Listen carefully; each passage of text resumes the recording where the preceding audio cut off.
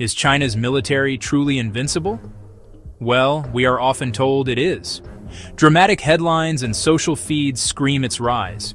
We see images of massive naval parades, endless ranks of soldiers, advanced new fighter jets taking to the sky. The narrative is powerful and simple.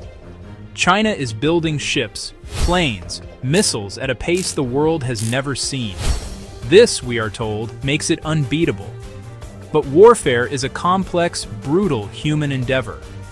Beyond the headlines and propaganda, is China's military actually unbeatable? A closer, sober analysis is required. We must look beyond the headlines and separate documented facts from constructed myths.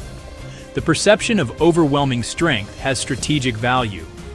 It can intimidate neighbors, deter potential adversaries without a single shot. Modern strategic competition is often fought in minds long before battlefields. That image can shape policy in foreign capitals, encouraging accommodation or discouraging resistance. Yet basing strategy on a myth is a perilous mistake. Clear, unflinching understanding is essential for sound statecraft. We must ask hard questions and examine details lost in sweeping narratives. This essay will break the topic into manageable parts. First, how the myth was constructed and propagated.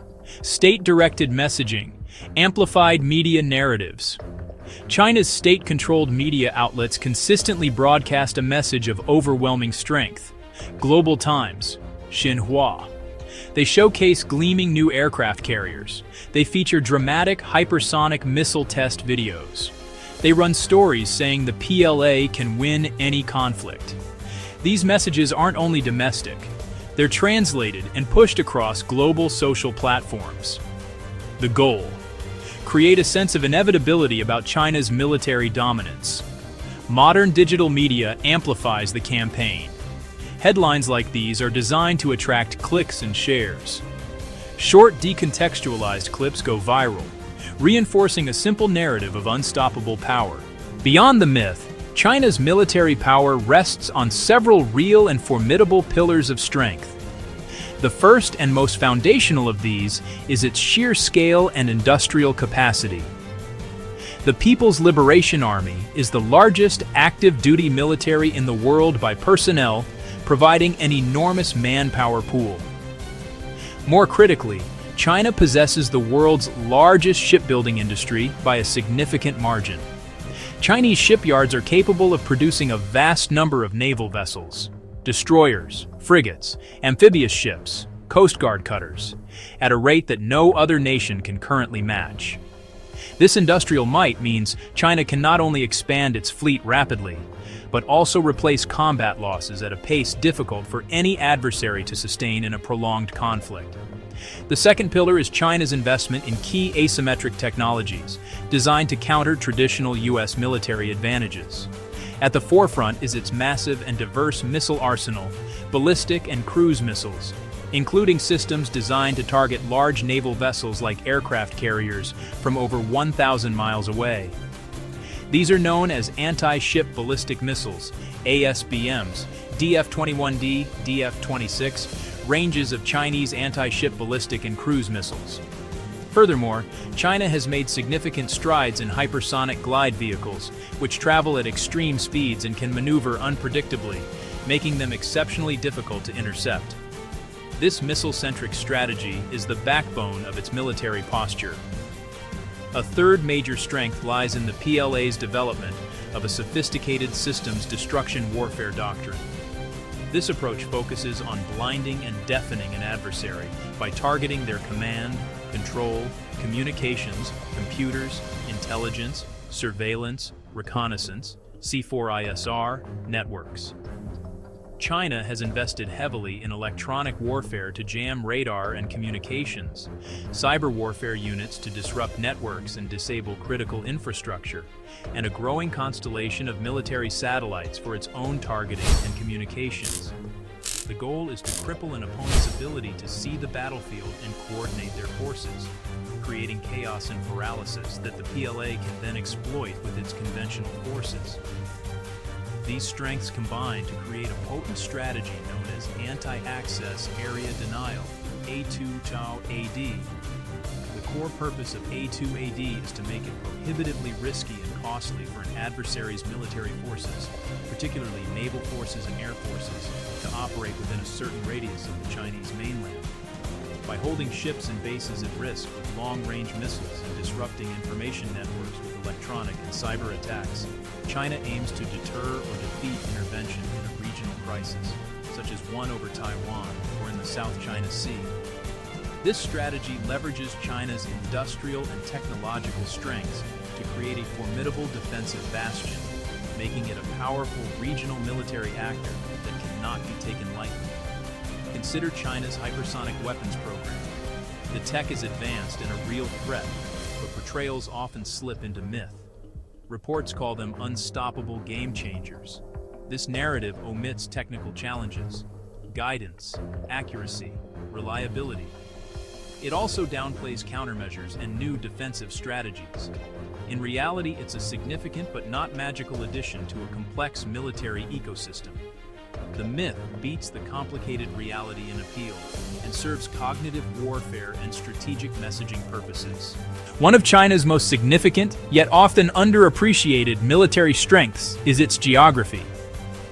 The most plausible scenarios for a major conflict involving China would all occur in its immediate maritime periphery: Taiwan, South China Sea, East China Sea. This proximity provides the PLA with a powerful and enduring home field advantage. Unlike an expeditionary power like the United States, which must project force across the vast Pacific Ocean, China can bring the full weight of its land-based military assets to bear: ground-launched missiles, dense air bases, and sophisticated coastal sensor arrays.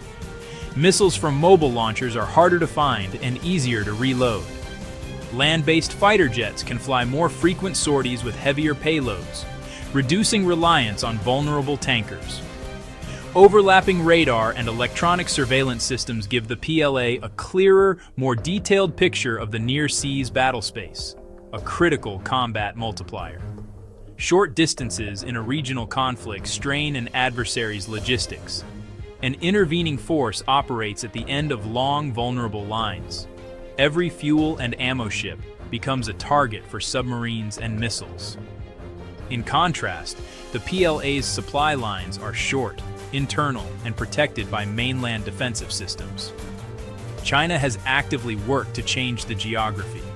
Massive island building in the South China Sea, airfields, harbors, and missile emplacements.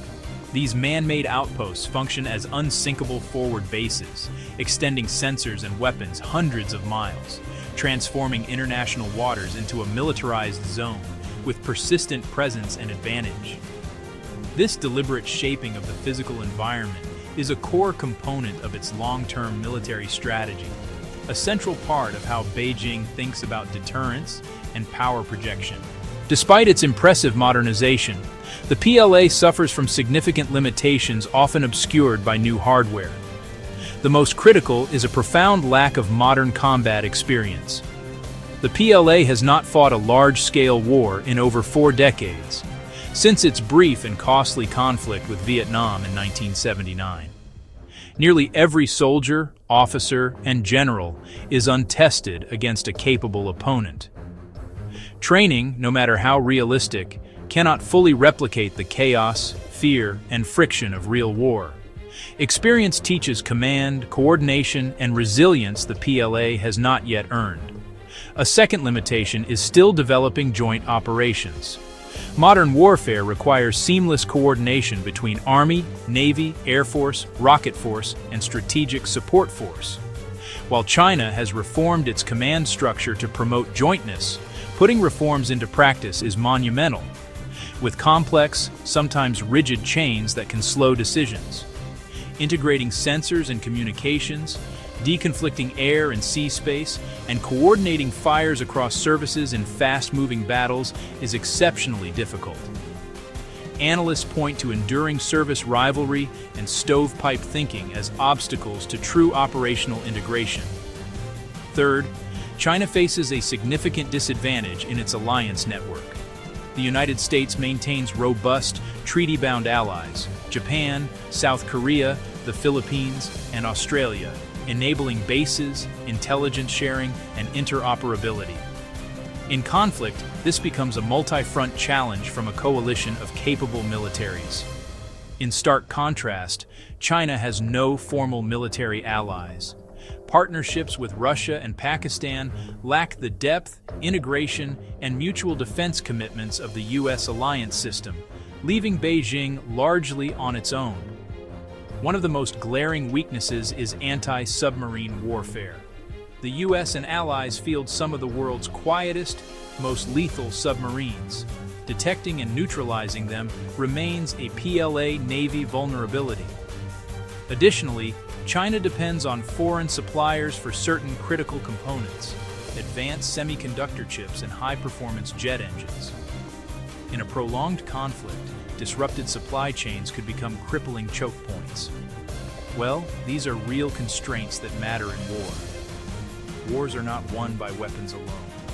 They are won by systems, alliances, and adaptability. The balanced picture reveals a fundamental reality.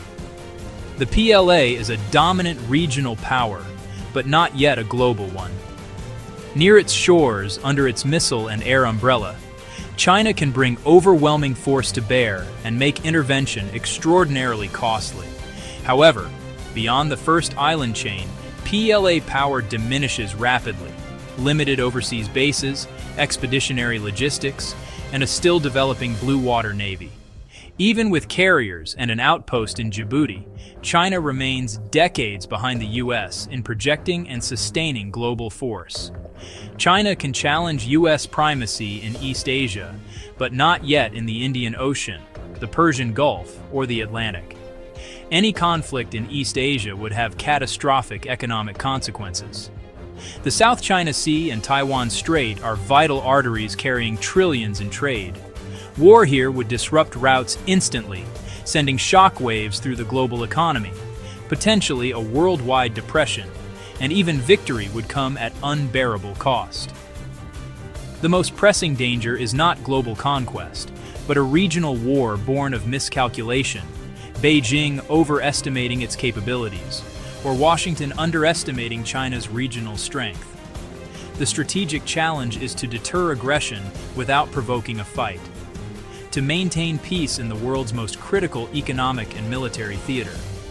You know, that is the narrow and difficult path policymakers face. China doesn't need to be invincible to be dangerous. In the final analysis, China's military is neither the invincible juggernaut of propaganda nor the hollow army that some critics once claimed.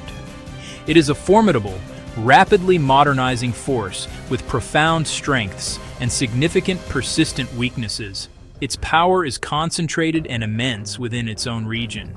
It is built upon a massive industrial base, a potent missile arsenal, and the immutable advantage of geography. This makes the PLA a peer competitor in its backyard, capable of challenging decades of American military primacy in the Western Pacific.